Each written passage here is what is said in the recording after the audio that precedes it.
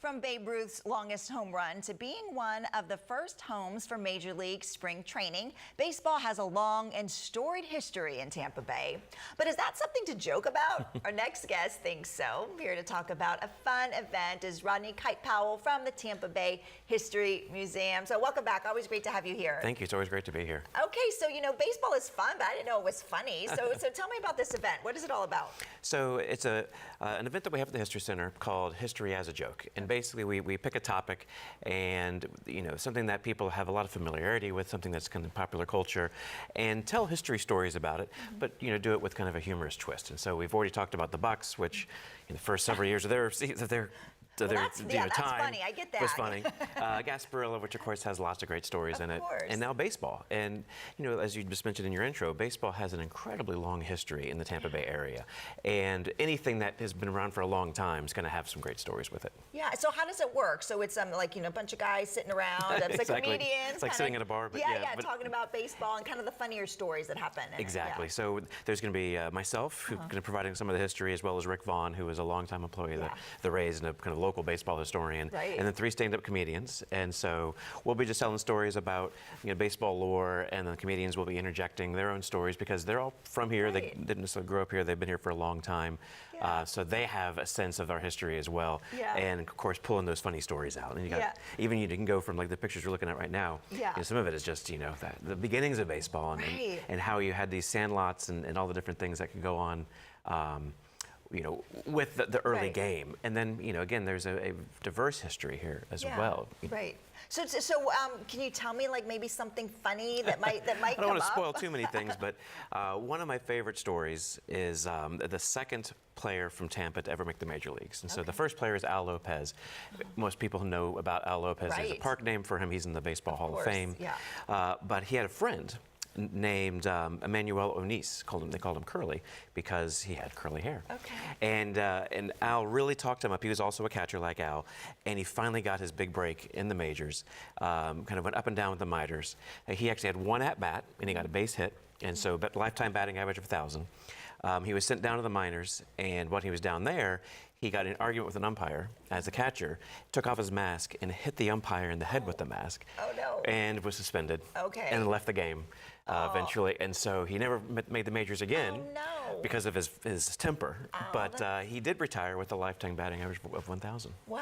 Okay. So stories like that. And I was saying, this is still history. So it's all true. It's all true. Exactly. We're not fabricating anything.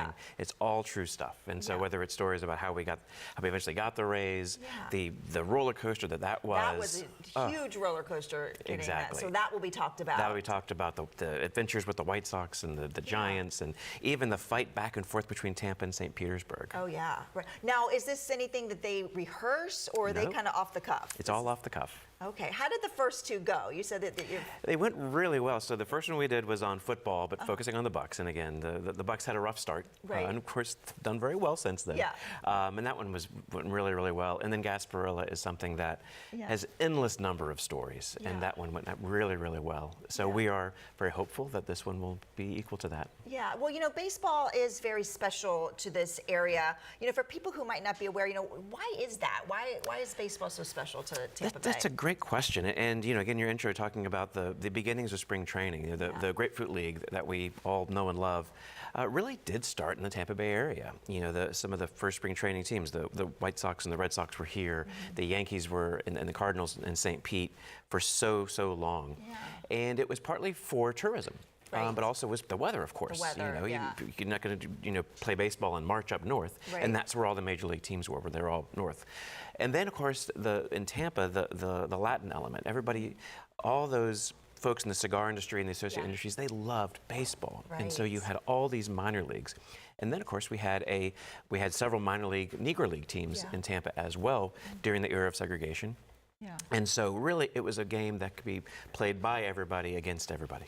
And which is surprising why it took us so long to get our own major league team, which that is laughable considering what deep history we have here, right? Exactly. It took forever to finally get a team. And then once we're going to almost get the expansion team, then Miami takes it. So there's always something was in the way. And it is, I'm sure there's obviously the issues with the stadium even today about I know. location and density and things like that. So it's really difficult. But we deserve to be a major league community. We are a major league community, Yeah. and baseball is absolutely in our blood. Yeah, absolutely. So we can still get tickets to this event? Oh, yes. You go Okay. on the History Center's website, Okay. which is tampabayhistorycenter.org, and you can sign up right there.